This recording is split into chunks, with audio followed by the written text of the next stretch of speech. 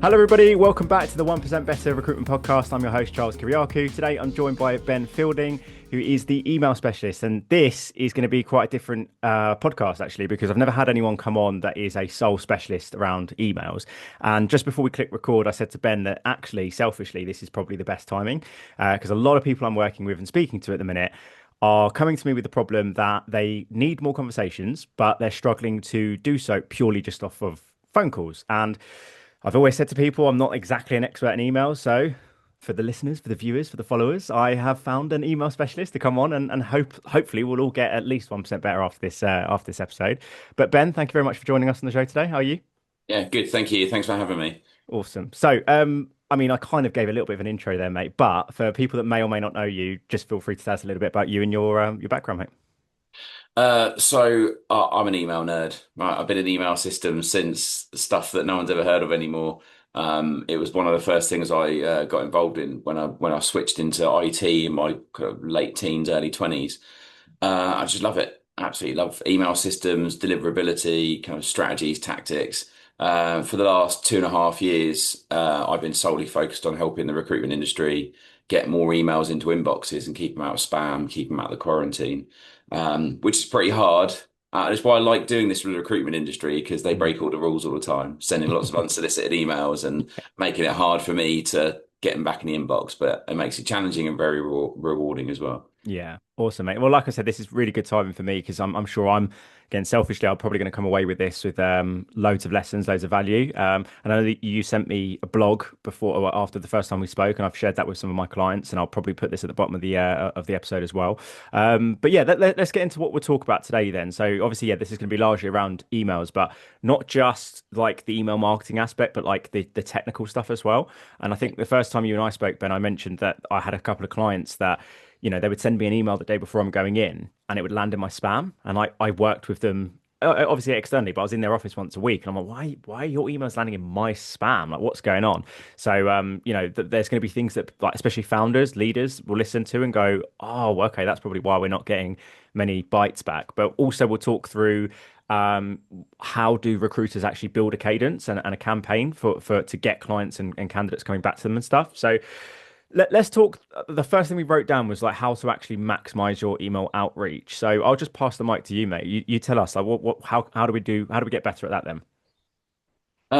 So there's layers of things that we need to make sure we got right before we even get started. And there's a load of acronyms that I'm sure some of the listeners out there have had to learn over the last couple of years and wish they didn't need to know what SBF and DKIM and DMARC and all these other things are. But essentially, these are like there's three kind of pillars to email deliverability, which is basically your ticket to the game, right? If you don't have these three things set up, a lot of providers just won't even let you in. So there's this thing called SPF, which is a list of places that you trust to send from your domain. So that's like the first bit. It's been around forever. It's not infallible though, so they came up with this thing called DKIM, which is kind of like a trust relationship between your server that's sending the email and the message arrives the other end, and it checks your domain, and it's like this is all legit, right? This all ties up. So you get these two big ticks in the boxes and then DMARC, which basically is like a set of rules, governance over the top of it. This is an absolute have to nowadays. I'm still surprised when I get recruiters come to me and say they're having email delivery problems. I look at their domain and in 5 seconds I go, well, there's problem number one. Now, if you've had this stuff right for a while, then great, right? You've been passing all these checks. And then you get into potential elements within what you're sending. So it could be links, could be attachments, could be images, could be the way one of your email marketing tools works, but there could unfortunately be things that look a bit spammy, scammy in its content. Hmm. All these email filters out there are designed to block emails that people don't want, and definitely designed to be blocking like scams and phishing attacks. So there will be elements in an email that would be in like a phishing attack email you might have accidentally done in yours, like the way you put a tracking link on a hyperlink in your email, for example. Yeah. So getting all this stuff out of the way, your signatures, right? Everything, get all this stuff out of the way. Like, there's no excuse, there's no technical reason. But then it's about engagement. A lot of the email service providers are ranking you on how many of their mailbox owners mark you as spam, how many people are replying to you, how many people are clicking on the links and the emails you sent, and specifically prevalent in Google, Yahoo, and Microsoft, Mm. like the candidate email accounts. Um, and you can get all that technical stuff done. You think I'm getting a little bit of engagement, and then we get into talking about well, so what, right? You've got an email in an inbox, great. Mm. Why would that person bother opening it? Right? Is the subject line enticing? Is the first line of that email, does it making it feel relevant to the individual that's reading it? It's like maximizing email outreach is about several touch points, trying to get back in front of them, getting knowing your brand, right? And understand Yeah. you are, understanding not just what you do, but getting confidence that you understand their problems and their Yeah. challenges, and you may have a solution for them. Mm. And don't give up, right? You might be sending someone emails and it's just not the right time for them. So just ease off a bit. I'll loop back around to them later on. Maybe Yeah. they're going to be more open to chatting about this in 2, 3, 4, 5, 6 months' time. Mm. It's Um, interesting on that last point, Ben. Sorry to jump in. I say this to people all the time that because the way I kind of explain business development to people is short term, the customer's hiring, long term, they hire, but there's no real need right now. When you're doing an email campaign or whatever it is, whatever your multi-touch point campaign is, if you're not hearing anything back from them, a lot of people what they'll do is they will just never try ever again. They're like, well, I've sent them 6 or 7 emails. I've tried to connect on LinkedIn. I've tried to go up. They've never heard, like they've never answered the phone or replied to an email. And I always say to people, I was like, yeah, fine, okay. Similar to what you said, it might just not be the right time. They might have just filled a role. They might not see the value of working with a recruiter yet. So just pause, wait, and then go again in the future because in recruitment, timing is everything, right? So on because I wanted to go back onto the technical part in a second, but just on that. So if I was a recruiter and I was chasing a client that had I found that they were hiring and I've sent them an email campaign and I've done all these things and I've not heard back from them. Is there like a good period of time, like a specific period of time I should wait before then trying again to send an email campaign or something? Hey guys, quick one before we jump back into the episode. If you are a recruiter who feels like half your week disappears into admin, follow-ups, data cleaning, and jumping between several different tools, then listen up because this episode is officially sponsored by Sourcewell.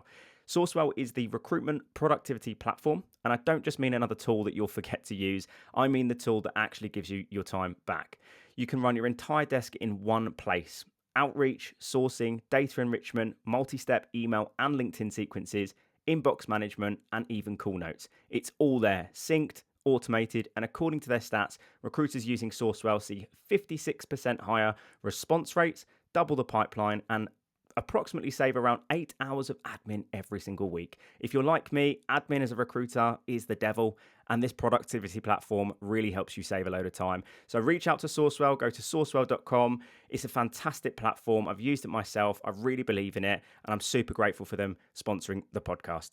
Let's get back into the episode. Yeah, I was thinking about this as well, socially, right? So let's just say you're, I don't know, down a pub, whatever it might be, Mhm. and someone comes up to you and they start chatting to you, and you're like, oh, I don't really want to talk to them. I might try and avoid them, or I might move around, right? You wouldn't just keep trying. You look like a stalker, right? Every five Yeah. minutes, you're like, no, no, no, right? Just leave me alone.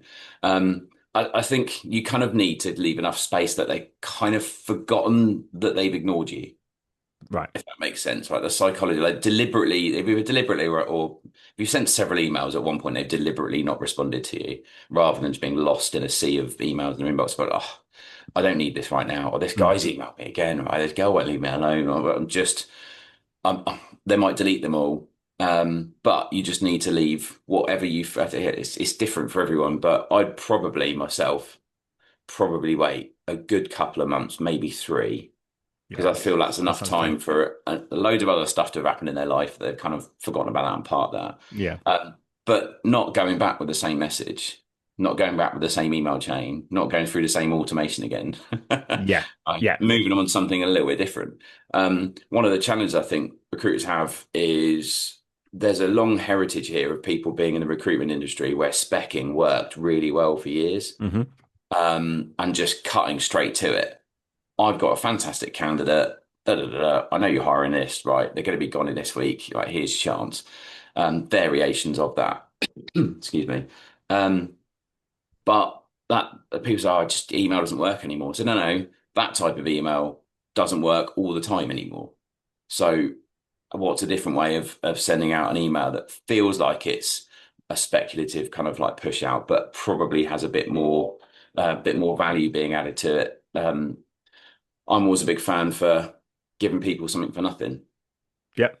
So if you can add some value without asking for anything back, I don't know, let's say you're selling into the construction industry in New York and you're trying to get through to specific people. If you're aware of there being some kind of change, some kind of it could be a big contract that's been won, or people are talking about a change in the process that's going to happen within the construction industry, you might have something to say about that and how it might affect their business, their world, and not even telling them you can help at the moment. You might have written a blog on your website you're going to point them towards.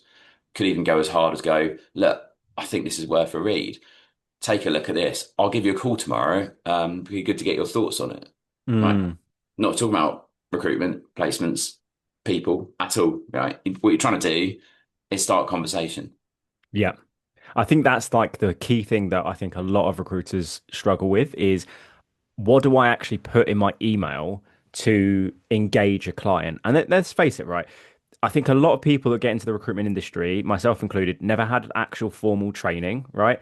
Most people don't, I never knew how to write an email, right? When I first joined, I remember the first email I wrote to a client, and one of the senior cons came over to me and was like, you're not texting your mate. Like that's not an email. That's not how you format an email. Like things like that. Yeah, I had no clue. And then when I moved into permanent recruitment and email like specking was a big thing, I just had no clue like how to put it, let alone a whole campaign. I had no clue. And it was only until I moved into L&D and we use Sourcewell. Shout out to the sponsor of the podcast. And everyone used like Sourcewell to build an automation campaign. And I think everyone got tricked, mate. And I don't know if you've seen this, but everyone got tricked in 2021, 2022, where you could just automate a campaign to 1,000 contacts, go to bed, wake up, and you got 15 jobs. Do you know what I mean? Because the market was just mental back yeah, then. yeah. And then as soon as the market shifted and everyone was like, oh, yeah, we should automate our emails, then everyone did it. And I know we're going to talk about why things land in spam. We'll get to that. But then people were like, right, okay, so just like brazenly specking out a CV to 1,000 contacts isn't working now. So you've mentioned a couple of things like giving things away and stuff. But like when I'm building an email campaign to my ICP, my client list, what are like some key things that you'd say to people, right? These are the things that need to be involved, or perhaps these are the things that you should just eliminate from that campaign. Oh, yeah, that's a big question.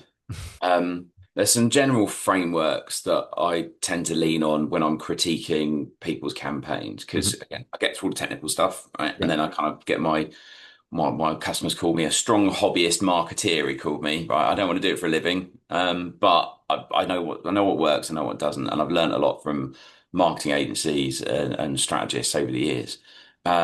So I'm looking at when I've got an email that I'm going to get engaged in and get this feedback from other people when we've done this. They said they weren't just reading facts. They weren't just getting an email and said a lot of recruiters we all over their marketing. We this, we do this, we do that. We're brilliant. We're fantastic. We've got the best this. We've got the best that. Come and work with They us. wee all over it. Yeah. That's brilliant. Right. Look on your website, look in your Yeah. emails, see how many times you say we, right, on every page, right? There just probably be one or two. And even then you've now like dehumanized yourself, right? Mm. I do this. This Yeah. is how I can help you, right? People buy from people at the end of the day. But trying to flip things round from if you feel as though when you're reading through it that you as a recruiter or your business looks like the hero of this story, you've got it the wrong way round, right? Mm. So I always lean on this age-old framework that pretty much every book or story ever written follows called the hero's journey, right? The customer's the hero. You're going to be the magic potion, the magic sword, the whatever it's going to be that they go on this quest, right? Because everything's bad in their world and they might not even know it. You might have to remind them in the industry right now, what we're seeing is this, and a lot of CEOs, founders, leaders are experiencing this and like trying to tie it into language they understand um, what this looks like or what this could look like, right? And you kind of paint this picture and you've probably tried or seen da da da da. So you're talking through someone who's been on this journey of you old shit, right? You've been on a journey, you kissed a load of frogs, right? You've been robbed. Right? It's not been a good time for you. But how we or I have been helping businesses just like yours is XYZ, enabling them to something, right? And what this looks like after you've worked with us is everything's fantastic back in your world, right? Mm. And you need to settle it down a little bit. But you're now telling a story, you're now relating to the individual using language, their language, and calling out their problems, right? You're on their side of the table with them going, this is a problem, you know? Mm. And this is where UK recruiters are amazing. UK recruiters are doing so well, like in the US, I feel, because our default position is to work with people and help them solve a problem together, Hmm. not necessarily trying to sell, buy this today, special offer is going to end as soon as I leave this room kind of sales. Yeah. Um, and recruiters are great at this. You get them on the phone, I think that's probably a good critique. Have a look at your email. Would you open a phone call like that? Good point. Is that how you'd have a conversation on the phone with someone? Hi, Ben. I hope you're well. Yeah, I hope you're well. I've got a fantastic candidate available right now. I think they're a perfect match for a business just like yours. Are you open for a chat? And then well, hold on a minute. We're already starting the conversation, right? You've started it. Yeah. Yeah, who are you? I think one of the challenges we got as well is that the secret is out. Like cold email outreach tools used to be almost like the secret tools of the recruitment Yeah. world. Now every bloody industry's got them. Yeah. And people's inboxes are filling up, and they're filling up with a lot of rubbish, like Yeah. really, really bad emails. Mm. Um, that's another thing to have a look at. Everyone watching this will have seen one of these emails. They've Hmm. had this stuff through. Just look at what you're sending and look at that, and try and make your email look nothing like that. Yeah. The Yeah. stuff that you look at and go, oh, right, what's the opposite of that? Yeah. Flip that around. How would I rewrite that email? What would interest me? Mm. So yeah, I say it's a really big question about how you frame this, and everyone's different, and you need to try different things. Some Yeah. people lean into humor, some people try the big like shock value stuff, Hmm. and yeah, fine, but first impressions last, don't they? Yeah. And if 100%. that's how you've opened, that's going to be their perspective of you as an individual or a business. 100%. I've been talking a lot about identifying challenges or problems that your customer base struggles with right now and using that as part of your like email campaign. So, if I look back to when I was doing recruitment myself, a lot of my customers, clients, their biggest struggle was two things. First and foremost, hiring someone relatively quick because it was sales. And if they didn't get someone in post, then they lose market share. So that's one of the key problems. The second thing is hiring salespeople. As fun as it was, it's not easy, right? Because you can get someone with 5 years experience selling a competitor device, but they don't sell the way you sell. They don't fit into that culture. They're not like a developer that they code in Java and that's it. Like they sell very differently or they sell different types of products.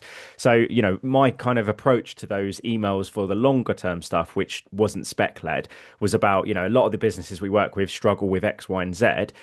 These might not necessarily be issues for you now, or they may have been, but is this worth something, worth discussing? Second email would be similar to like what you said around giving something for free. Like we built a cost of a bad hire calculator on a website. So I just took a screen grab of that and then used the hyperlink function. So on the email, they can click on that on the second one. So hopefully bypass the spam filter. That was a free bit of value.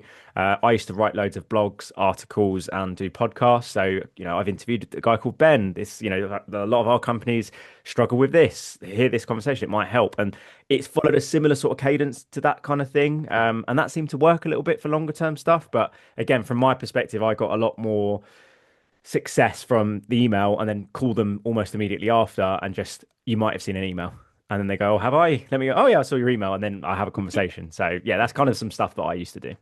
Yeah. And I've seen some fantastic stuff Mm. with email campaigns. The two that really stand out for me, and one was very, very recent.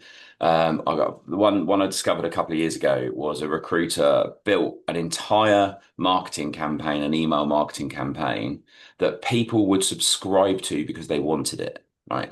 Recruiters Okay. listed like no one does that. Sign up for my newsletter on my website. Yeah. That. These guys had like dozens of people every week signing up for this guide. And what so this is a recruitment agency, and they did a whole campaign, videos, everything, how to hire internally, like how to do internal recruitment, right? And they took them through every single stage of everything they do, and they broke it down into how to do everything brilliantly, like perfectly, how to de-risk, how to select, how to filter people out, how to interview, how to negotiate, they did the whole lot. And they had loads and loads of like hundreds, thousands of people subscribed to this. And ultimately, people, what it did is it taught people how hard it is to do Mm. it well, right? And recruiters, there's a lot of recruiters watching this going, I make it look difficult, but actually, it's pretty easy. It's only easy because you do it all the time, Yeah. right? And you've mastered the art of it. And there's stuff that you just don't think about, like consciously. And you just do, it's just automatic, like driving a car, right? You've Yeah. been Yeah. doing it for a few years, don't even think how many times you've changed gear. But teaching everyone how to do it, and some people would go and do it, and some people would embed those processes within their business, but others would go, oh, I don't have time to do it this well. But I now, not only do I know who this company is, I really like them because of the content they've been providing, and they've educated me, and I trust them because they've literally shown me the inner workings of what it is they do. Now I understand the value of the money I'm going to pay them to do all of this great big long list of stuff for Yeah. me, and I don't have to worry about it. Yeah. Incredibly brave, very, very brave. But it really worked for them, really worked. It qualified out like people who were just going to do it themselves, who wanted to do it for half the cost or whatever. Yeah. Another one, which I don't give too much detail because he's having a lot of success with this right now, but he's not even asking people about recruitment. He's set up a podcast for that industry, and he's interviewing people in the industry that he's trying to get business in. Mm. And they come along to a podcast, and he does that, and he gets people subscribing to the podcast. And off the back of that, he gets business because he's literally sat down with the founder of a business that he wants to pick up the recruitment for. They've been on a podcast, right? So they get to tell everyone they've been on a podcast. Hmm. They feel really good about themselves, and they've got this completely different relationship. And it just so happens that I have all these things that I can help you with as well. And ultimately, most of them ended up working with him. 100%, mate. That's one of the reasons why I set this podcast up, because I just knew that it's such an easy flip to turn it into a business development conversation. Like, I set up a couple of campaigns since I got given Sourcewell when they sponsored the podcast, and one of them was like a very much a value adding, here's some things to do and da da da da. Then I set one up with like some ideal people that wanted to come on the podcast. 100% open rate, some like a 70% reply rate, and like a 70% interest rate. And all it was literally, these are the types of people I've had on the podcast. The reason why I think you'd be a great fit is personalize, personalize, personalize. Are you open for a chat? And it's a similar sort of cadence for like 5 or 6 steps with a phone call either way. And almost everyone has come back saying, "Yeah, I'm interested in having a chat." Or I know Alex Elliott, or I know Chris O'Connor. Yeah, cool. I'll come on the podcast. And when, like you said, mate, well, I say this to people all the time. Like, it's definitely worth setting up a podcast and using that as part of your marketing strategy, your business development strategy. But I always say to people at the same time, just be mindful that unless you've got a shitload of cash flow budget to get someone to edit it and book guests and stuff, there's a lot of graft that goes on. Like when I was talking to one of my early guests and clients who's coming back on the podcast to talk about his journey 18 months on now. And when I explained to him like what I do when I do in-person podcasts and how I have to split the file from stereo to mono, then I've got to go onto ChatGPT to get the thumbnails. He's like, "What?" It's like, "Mate, that's like a full-time job." I was like, yeah, pretty much. However, it just means that when I quote cold call, it's just a piece of piss, because like what you were saying about the familiarity and the trust element, if someone sees an email from you that does a podcast, then they go and quickly look at a couple of your YouTube shorts, your TikToks, or maybe they listen to a full 45 minute to an hour long podcast, and they go, "Okay, now this person actually knows what they're talking about. They ask really good questions." That trust is built. So then if they do receive a quote cold call from that person, and they've listened to that person speak for 40 minutes, seen a bunch of their short form content, it's no longer cold, is it? If you are a recruiter or a recruitment business owner and you are wondering, how do I elevate my skills in recruitment? How do I help my team improve their BD practices? Is my strategy working? Why are people not picking up the phone? Why am I not able to pick up the phone and be confident in selling? Why am I not able to get more clients on exclusive, sell my first retainer, get higher fees? Why am I struggling to convert clients from an initial cold call? Or maybe I'm not even getting clients on the phone. Like, if you're struggling with any of those types of things, the short answer is there's no like silver bullet for this type of stuff, but that is ultimately exactly what I do. I help recruiters and recruitment business owners specifically with recruitment business development performance coaching. So if that is something that you are potentially open to, all my details are below here. You should definitely follow me on LinkedIn, message me there. Always happy to help. And first time we speak, I'm not going to charge a penny. Ultimately, this podcast, I want to help people, right? So if you are interested, reach out to me and let's talk. Yeah. For me, I think about this as so-called two barometers, risk and value, right? So when someone receives an email and it's going straight in with the essentially, I want to do your recruitment for you, let's book a call. At that point, you have offered them zero value. They've never, yes, I know you're going to, but at that point, there is zero value to them. And the risk is really, really high. They don't know who you are. They've got to give up their time. They know they're going to get sold to. It's a sales call, right? So how do you reduce the risk for that individual to engage with you and increase the value of the engagement up front? Ultimately, what you're doing when you're inviting someone to come on a podcast is they do this. This is going to cost me nothing apart from my time. It's going to raise my. I'm going to raise my profile, right? I'm going to have another podcast I'm going to have on, right? I'm going to engage more with the industry. It might raise my visibility with my peers. They might be looking for another job at some point, right? They might be CEO or something, but they're thinking, oh, Verizon next year or whatever it is they're going to do, right? So the huge value offer right up front and zero risk. Mm-hmm. You can't do this as a recruiter all the time. You can't just send loads of value add emails and never really ask for anything. So you need to find the right balance, right? Like I say, go back to 21, 22, shooting fish in a barrel, right? I know recruiters who were literally asking their employees, as long as they're 18 years old and they can get to the office, they've got a job. Literally. Don't care if they've got any sales experience. They probably don't even need to speak to anyone on the phone.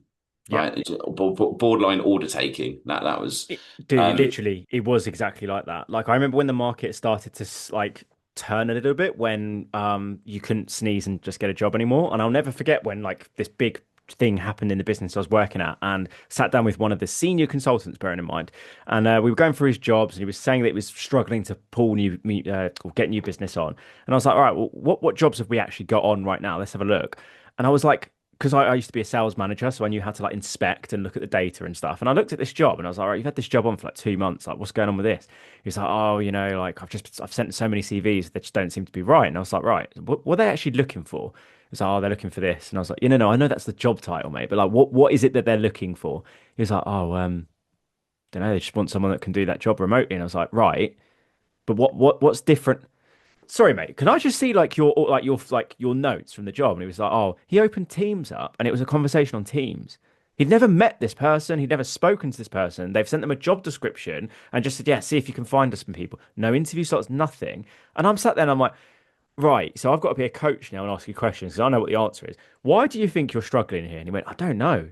And I just, Ben, honestly, I was like, I can't believe you're a senior recruitment consultant. This is blowing my fucking mind right now. Because if I ever done that, my boss would just literally look at me like I'm a mug and just go, get that off the system right now. Because we had a rule. We had to meet every single client, whether it's on Zoom, Teams, or in person. We had to meet them because otherwise there's no commitment from them. And when I looked around the office, and obviously everyone at that point was struggling because, again, you couldn't sneeze and just get a job on. They were using the same email campaigns, like the same spec outs. They were getting like a client come back off an email going, yeah, send me some CVs. They'd add that to the system as a job. That's not a job. That's a bit of interest. Do you know what I mean? It's fucking mental. well, one of the craziest things I saw in a recruitment office. Oh, it might have been 2 or 3 years ago, actually. And there's a group of people sat around the room, and one of the bosses walked over to this desk, and I was there doing something else anyway. Walked over to the desk, and he picked up, said, unlock your phone. So I unlocked his phone. He said, right, see this green button here, right, with something that looks a bit like a clog, right? That's how you phone people, right? I want you to be pressing that button more than any other button on your phone because I want you actually having conversations with real human beings. Stop hiding behind email, right?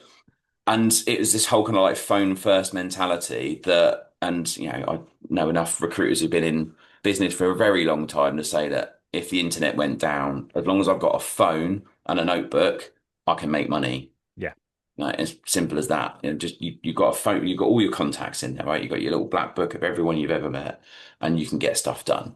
And that's so it kind of goes against what we're talking about here when it comes to email. But the challenge we've got with ringing people now is some of the new advances in protecting people from spam and scam calls. So I've got an Android phone, and if I got a number come up and it's something not quite right with it, a suspected spam caller, Yeah. I'll answer those most of the time, and a lot of the time it's whatever recruitment agency looking to do some work with me. Right. They got their mobile number off their phone system or whatever it is. Yeah. Um, but and Apple's got the other one as well, like call screening basically, isn't Yeah. it? Yeah. Probably scam, and Yeah. everyone's like panicking. I Yeah. just can't get through to people now. How do I get through to them?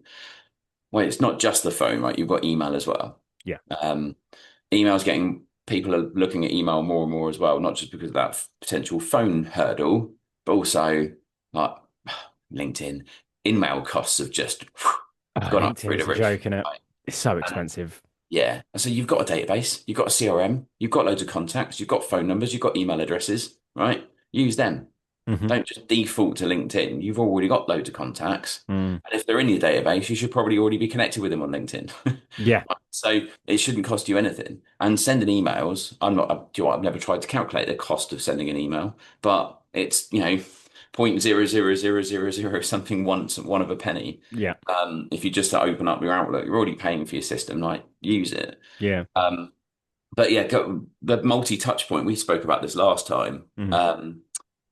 What should a good campaign look like? Hmm. And that's why I like products like Sourcewell, because Mm. it's not just send 6 emails. Yeah. It's send an email, connect on LinkedIn, maybe send another email, reminder to give them a call, right? Yeah. And it kind of got this nice little flow.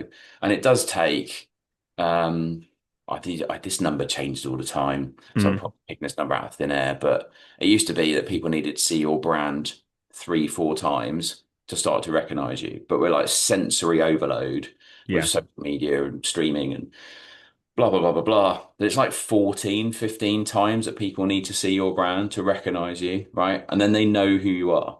That's Yeah. it, right? They now know you. You now need to move people from knowing who you are to liking you. And Hmm. once they get to like you, because, you offering lots of value, reducing the risk for them. Oh, do you know, I like these guys. This is useful. This is my favorite one I got told was a CEO said to me, I had this amazing email last week from someone I knew were trying to sell me something, but his opening paragraph gave me insights that I hadn't considered before.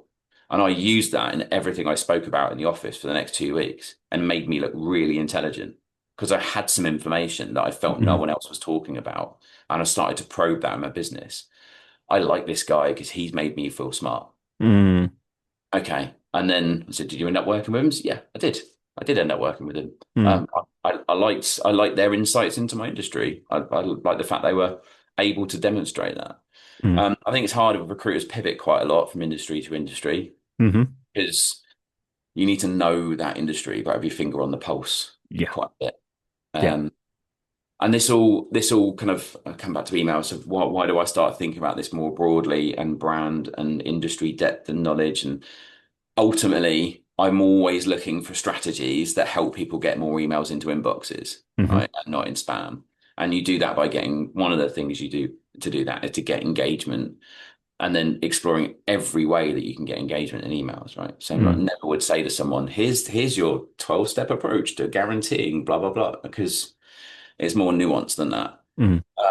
But you need to try different things. Yeah. Some people love the old newsletter model still. Like once a month, they'll send something out to their existing customers with insights in the industry, a little bit of news about what they're doing because it humanizes them. And then there'll be a little bit of a plug at the end or inviting them to a webinar or an Yeah. event or something. And it's fine. Yeah. Great, right? And keep your existing customers nice and warm that way. Or you have a bank of contractors who they only ever get work through you. And you want Mm. them to stay that way, right? You put food on their table for the last 15 years, contract in various places. How do you keep them engaged? How do you make sure another recruiter doesn't pinch them off you for their next vacancy? You want to place them because Yeah. you know how good they are. So yeah, you might put some kind of awareness thing out to them in their industry. You're never going to be able to tell a Java developer something about the Java world that he doesn't already know, Mm. but someone else probably can, and you can signpost a this is happening right now, or there's a great event, or are you going to the conference? That's a good one as well. When there's an event, like you'll get almost guaranteed to get a high reply rate, and engagement and calls. I used to go to an event every 2 months minimum in medical technology, and just find out who the sponsors, exhibitors were, find out who the national sales managers were, directors, VPs, and just put them in a campaign, email them, and just say, "Hey Ben, I saw that." Quintess was exhibiting at this conference in London. Just curious, are you going to be there yourself? You get an email going, sure, or I am. And then you give them a quick call and go like, oh, you replied to my email. I saw that you're going to go. I saw that so-and-so is going to do this talk. You're going to do that. Da, da, da. It's just an easy way to open up a conversation with someone. And it's like, again, to your point, mate, it's not like you've been kind of echoing this thing around, you're not just saying, here's a product, here's recruitment, here's this. It's trying to spark a conversation, isn't it? Yeah. You someone said to me years ago, and there's lots of different layers of this. Things like, never sell on features, sell on benefits, Yeah. right? Because that's what you focus on. And it's about outcomes. And I know my own website needs a little bit of sharpening up. I could go with something like helping recruitment agencies increase like email effectiveness by something percent or whatever, right? What does that actually mean, right? I help make recruiters make more money, right? The simple one is just I help recruiters get emails into inboxes. That is it. And they're like, oh, cool. I now know what you do, and everyone around me that might come across having that problem, I would refer to you because it's as simple as that. Yeah. I met a recruiter once. I said, "What do you do?" He said, "I help put thousands of children a year through university." I was like, "What? Have you got like some charity?" No, no, no. I get their parents really good paying jobs so they can afford to send their kids to university. What? Wait, I'm a recruiter. Oh, really? Okay. Love But that. he was really focused on those outcomes. He was Yeah. focused on, so what's your world going to look like once I've helped with you? I Mm. did this for I had an IT company, I had a marketing guy like for an hour in a room. He's like, as an IT support and cybersecurity business, what's the difference you make to your clients? And everything is like, no, that's a product. No, that's a feature. No, that blah, blah, blah, blah. And we got down to, in a fit of frustration at the end, they just don't have to worry about IT anymore. And he was like, that's it. You Mm. don't have to worry anymore. We've got it, right? You take that stress off your plate and focus on something more exciting.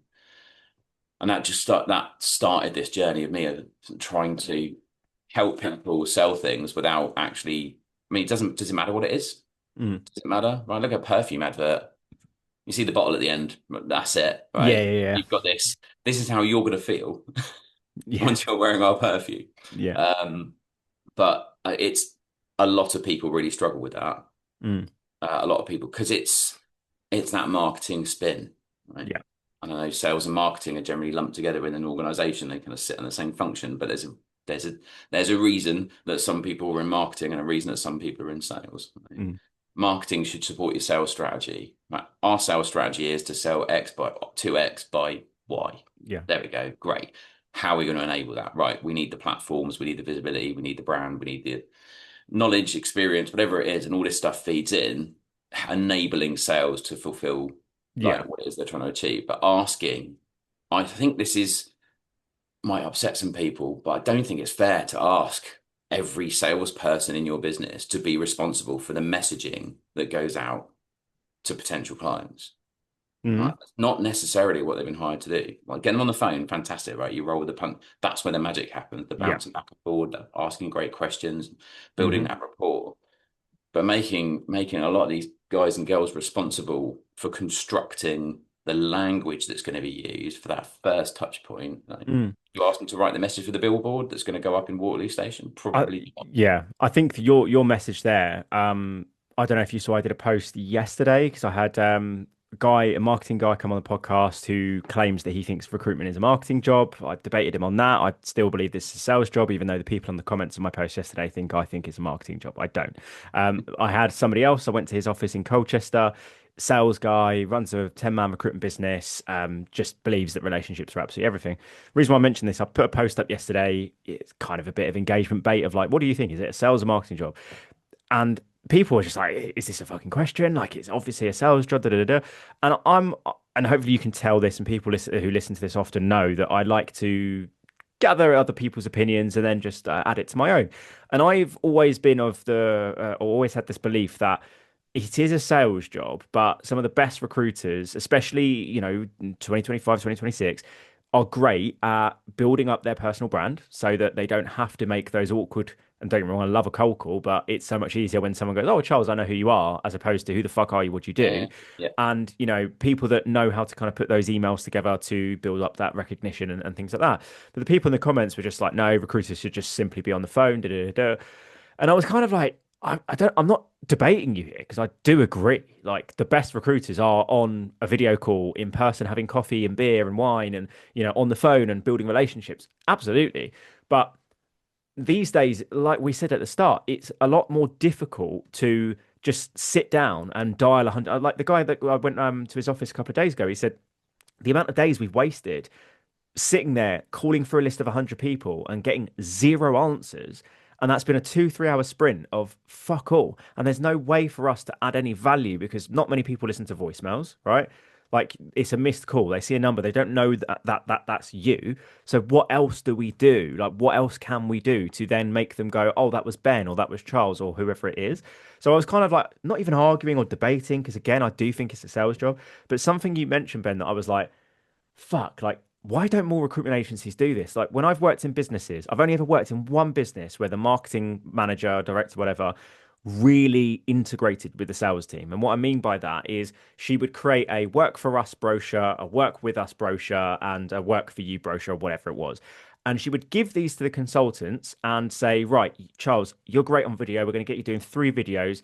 Let's strategize for 15, 20 minutes. We'll build a script if you want, or we'll just think about what the outcomes are that you want your network to see. Here's a brochure. When you're doing your emails, put that across and also mention the blog I've written, da da da.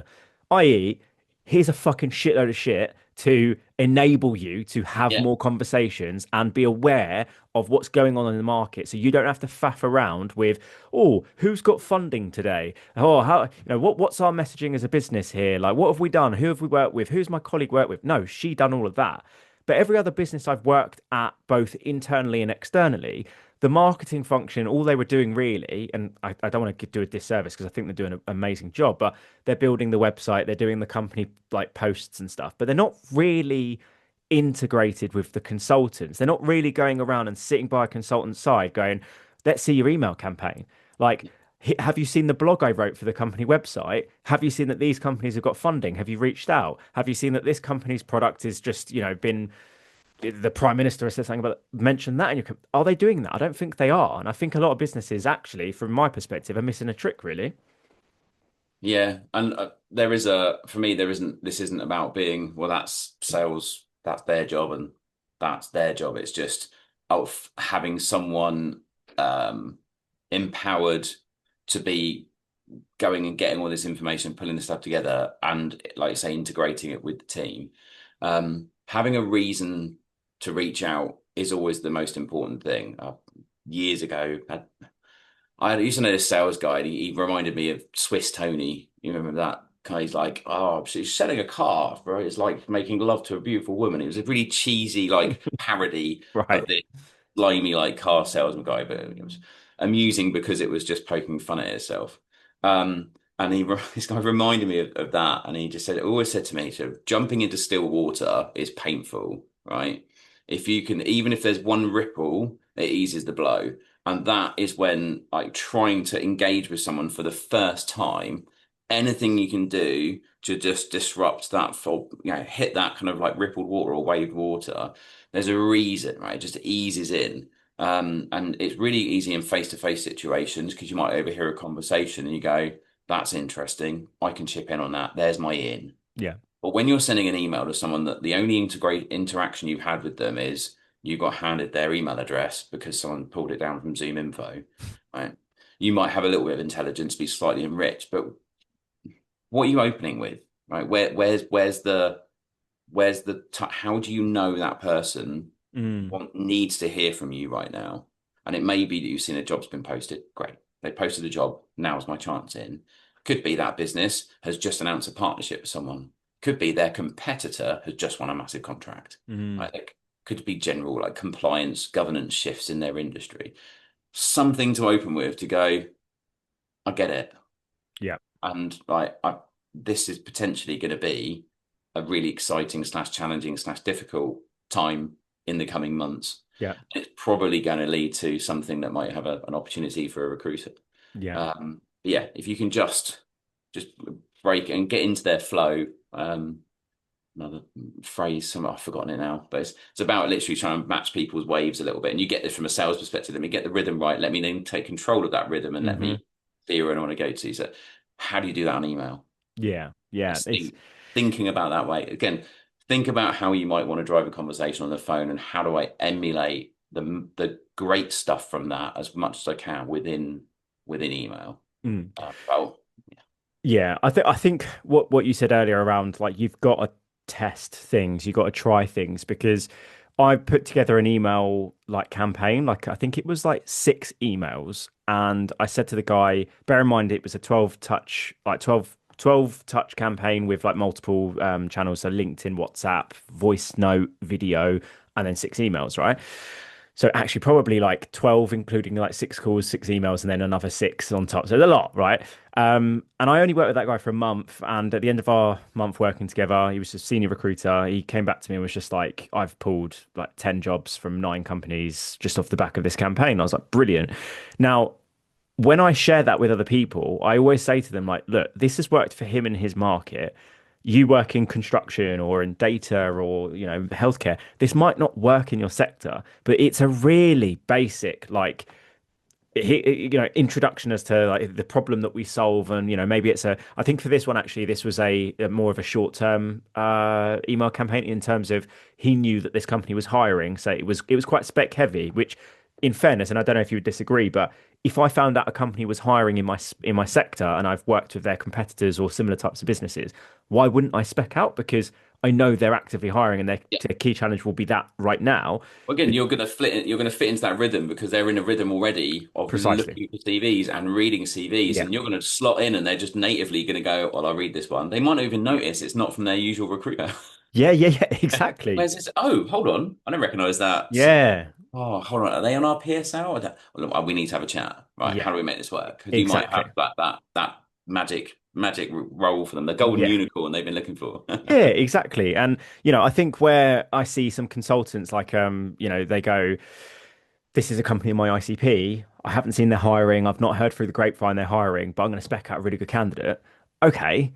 But again, going back to your analogy of the wave, they might be down here where they don't need someone. So that CV, they look at the bullet points of how great the candidate is, and they're like, I don't really care. It's like if I always give the analogy, if I went out and bought a new pair of trainers right now, and I get an email of like the brand new trainers from a brand that I really like, or maybe a brand I've not even heard of, I'm not really going to care, right? If I was like, oh my God, my running trainers are just broke, and then I just open up my emails and there's an email with new running trainers, I'd be more Yeah. inclined, right? So, but yeah, but going back to what I was saying, I think that email campaign that I wrote, which was more short term, I send that to people and I'm like, just trial that, make it your own, personalize it. There's a lot of gaps in there that says custom variables so they can personalize it and stuff, which I think Mm. is huge.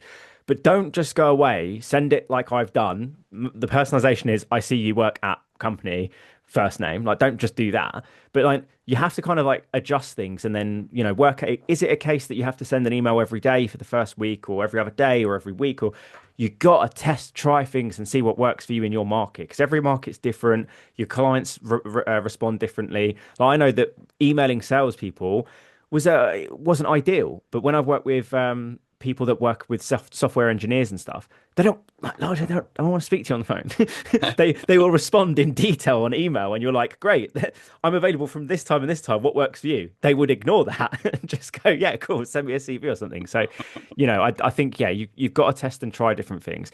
There was something that I picked up on from you, what you just said there around like the opener of like the email and stuff like that. A big thing that I've spoken a lot about on the podcast with people is around like personalization. And you heard me say like, don't just say company first name. Like there are some like things that you can make it look like it's not just automated and sent out to 1,000 people. From your expertise, what would you say like are some tips for people to, maximize the personalization around their emails? So the data-driven kind of like logical brain in my head is, well, there's many fields as you can fill in a CRM system that allow you to niche down on like level of seniority within a business, right? Hmm. So you might use slightly different language if they are a founder versus a managing director versus a senior, just a senior leadership team type person, or middle manager who's just stuck with all the hiring. Right? You're going to have they're going to have slightly different challenges, and based on that, and I don't even sure you track it in a CRM system, but they're basically going to be like, top, middle, or bottom, right? You're going to want to talk to them in a slightly different way. Hmm. So, find ways to leverage the data you've already got, but think about using it in a slightly different way. The tone might be slightly different. It's a really good example of this. Have you ever heard of the 3 sentence email before? No. Right. So generally, CEOs, founders of businesses, scaling businesses are really, really busy. And pretty much any email they get sent internally, anywhere, they're probably only really going to take in like the first couple of emails, the first couple of sentences of the email, and then they're starting to like skim read, skip to the end, and move on. Very broad brush this, but there's some psychology behind what it is, because they literally got to make decisions on the fly all the time. So if they're really only going to engage in the first couple of sentences, you've got to get to the point. Hmm. Right? You've got to very skip to the end and make it really simple and have one very clear call to action. Right? Don't ask them 3 questions and then ask them if they've got time for a call, because they don't. Don't ask questions you don't want one of the answers to. Right? It's Mm. like saying to my kids, are you going to get dressed? Right? Because then no, no, right. You need to be dressed in 10 minutes. Right. Okay. Yeah. All right. Fine. Right. Don't ask questions you don't want an answer to. So if you can just get across quite quickly to a very senior person in a fast-paced business in 3 sentences what you want, you're more likely to get engagement, and they will respect you for respecting their time. That doesn't mean you should stop emailing them, right? Because you will email again, you email again, and you might twist and twist. Different styles of businesses, different seniorities, right, will want more depth. Different Mm. industries will want more depth as well. Some people want right into the detail. Yeah. They want to know exactly what's going on. But that call to action, no matter how detailed an email gets, that call to action should be very, very clear within that first visible part of the email. So Mm. ultimately, it would be really great to have a conversation with you. You can book a call with me. You might then go back to finishing off the story, or whatever it is you're going to do in there. But don't have, and this is where I get email signatures. You look at someone's email signature, download our free PDF here, click on our website, book a meeting with me. And what you want them to do is answer the phone because you're trying to ring them, whatever Yeah. it is. All this is just noise. Yeah. Um, I flipped my website last year. Someone said to me, just have a booking link on your website. Every button's a booking link. Book a call, book a call, book a call, Yeah. book a call. No, don't fill it. There is a contact form, but there's no like fill in our contact form. Yeah. Yeah. Book a Oh. call. Cool. The booking a call bit is really useful as well. The psychology of it is someone gets your email. I recognize that problem that you're talking about. I think you might be able to help me solve my problem. I like what I'm hearing, but the now version of me is way too busy to engage with this. Next week, me is probably going to have time. Click on a button, book a call, done. That's next week me's problem. Yeah. And they might not even reply, but they booked a call. It's a shocking statistic I had for a recruiter a while ago, and they said they get about 10% engagement on their emails. 8% of them just book a call and never reply to the email. Really? 2% are booking a call and replying saying, just to let you know, I booked a call. Oh wow. And are they using like Calendly or something like that on their Yeah, it emails? doesn't really matter as long as it Yeah. goes into calendar. It's easy. I mean, Calendly is good because it's very straightforward and very Yeah. simple. Quite malleable as well. I'm Mm. a big fan. I've got one called Reclaim, which I love. It just gives me lots of functionality, and I've loads of calendars to manage. So that makes that Yeah. a lot easier for me. Teams is fine as well. But think about your target audience. So if you're hitting up companies, have a look at 20 of their domains and figure out if they're Google Workspace or Microsoft 365. If they're Google Workspace, send them a Zoom link because they're used to it because Google Meet is shit. Um, if they're on 365, they'll be happy with the Teams thing. So, Yeah. there's some intelligence you can layer in, and you've got to stop at some point, right? You Yeah. can't Yeah. Yeah. let me research every single email address I've got in this list. You might do that after you've washed through that list and getting it down, or Mm. you might your top 20 targets.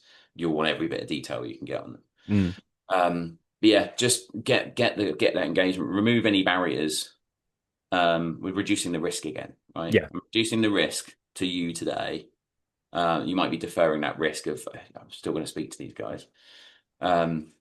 Anyway, yeah, I kind of feel went down a bit of a rabbit hole there. No, there was loads of good things there. And I'm sure I've mentioned this around Teams, but like when someone invites me to a Teams and I hear the noise of a Teams call, it gives me PTSD from COVID when we had to do like those quizzes and we used Teams Oh, at the no. time. So I fucking hate Teams. Google Meet, like you're right, Google Meet is a bit shit sometimes, but because I get my emails Google, right? So it just if I send you an invite, it'll just auto do a Google invite. So I'm like, oh, Yeah. sweet. Right. I use Zoom to record the podcast and do other like longer form meetings, and it's the most consistent for me. But anyway, again, I'm going on a rabbit hole here. Um, Before I finish off and ask you the last question, mate, we touched a little bit on like why emails go into spam, but I said at the start, I've had some clients that have had that issue before, and it's something that pops up in conversations with people I speak to now. What would you say, like 2 to 3 reasons why you think sort of emails land in spam? So there'll be something wrong with the DNS settings, right? Those technical settings, right? Hmm. And I get a lot of people saying to me, but someone has looked at my SPF, DKIM, DMARC, and they're configured correctly. So, okay, but then I find out actually they're sending from another system that isn't, it's not set up for that, right? It's all fine for their 365, but it's not working for another system. So you can evidence that stuff's working. There's loads of free tools online, like email tester. You get an email address, and then you send an email from your system to that, and it will tell you whether or not it passed or failed all the checks, right? Interesting. And Okay. then a bit of intelligence. So yeah, mail-tester.com is one of my favorites. And you can fire out your CRM, you fire out your invoice system, you can fire out your timesheet port, whatever it is. Just Yeah. do little tests and say, right, they're all working. A lot of people just test them from their 365 or their Google Workspace. Um, so yeah, know it's configured correctly, Hmm. right? And if just your spidey sense that I just want a second opinion, right? Get a second opinion, right? Yeah. Yes, obviously I can give that second opinion, but it might be you've got an IT team internally or externally. Maybe reach out to someone else. Could you just sense check what's going on here? The other thing is removing yeah, so removing anything that could make you look like spam. So little things like on your signature, and you want to have your website address written in your signature, hover over it and see what link it is, and then click the link and it loads in the browser and make sure the link you've put in is ultimately the link that actually loads. And if it doesn't, go and edit that and make it the same. Because there's something called a redirect. If you get Hmm. too many of them, or you label a tracking link on top of that and it go boop, boop, boop, email security filters freak out. Mm. Probably spam. So yeah, check all your links, check everything. And think about like from a subject line perspective, how do you de-risk that? So don't put like $4 signs. Right? I'm your long lost uncle. I can give you $1 million. Yeah. Some far off prince who's promising to whatever. Um, well, that's I got laugh different about that, information by the way, but nowadays, but it's really sad. I had a candidate, one of my favorite candidates of all time. She was such a funny nurse. She asked me to jump on a video call with the guy that she's fallen in love with in Africa. And I was like, what? And she was like, yeah, he's working in an oil like thingamajiggy in like the Nordics. And yeah, it was years ago, but this was like 2015, so over 10 years ago. And I jumped on a video call and it was a black screen. And this guy is basically like, yeah, if you transfer me this money, oh, And I was like, nah, this sounds like scam. And then I asked her and I was just like, that's 100%. Bear in mind, she was like 50, 60 years old, bless her. I was like, that's 100% scam. She was like, oh, I've sold my property in Zimbabwe and I've sent him over 6 figures. I was like, what? Yeah, dude, she lost a lot of money because of that. And it was off the back of a phishing email. It's fucked, man. yeah. So yeah, you think about those emails like when you get an email and it said, "I'll reset your password now. Click here www.microsoft.com," and you hover over it and you go, "Oh, it's not." And that's where Yeah. you have to be careful with tracking links as well. So I say to people, never put a naked URL, so like the actual web address, inside anything that does tracking links. So Sourcewell, your bullhorns, all the other Yeah. ones. Just put a visit, or highlight the words or have a button and put the link on the button. Yeah. You say it's a link. If you say that this is the web address and you hover over it, it's different, and it can be quite triggering as well. So Yeah. that's kind of like technical elements. The subject, back to the subject line. There's the obvious ones and there's the less than obvious ones. The one I always say to people is never put an exclamation mark and a question mark in the same subject line. there's weirdly a setting in a lot of spam filters which looks for that and increases. It's more likely this is a scam email. Really?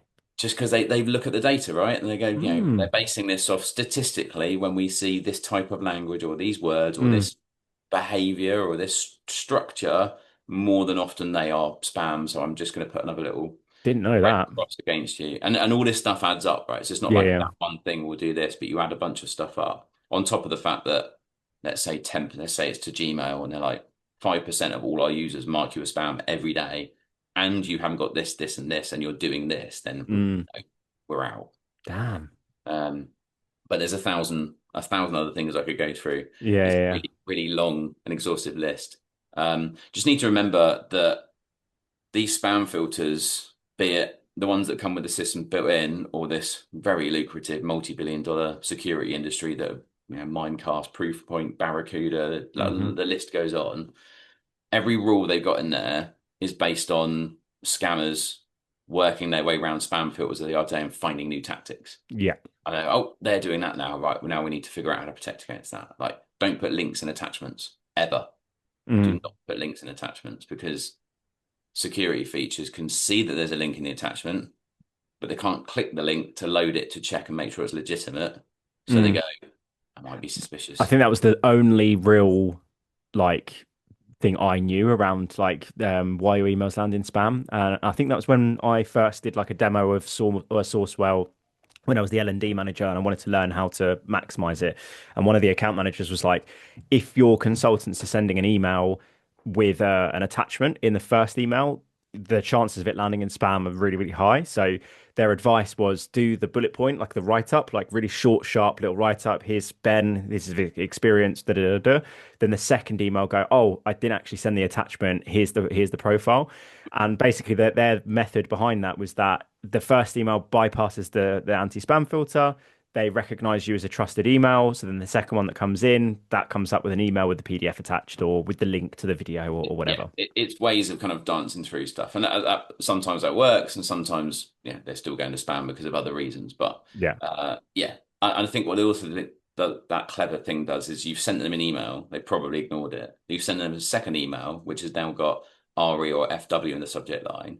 They can see there's a chain with their name in, and another email with you being like openly human. Oh, I'm Yeah. really sorry, I forgot to add the attachment. And they're like, oh no, that's okay. Let me hold on.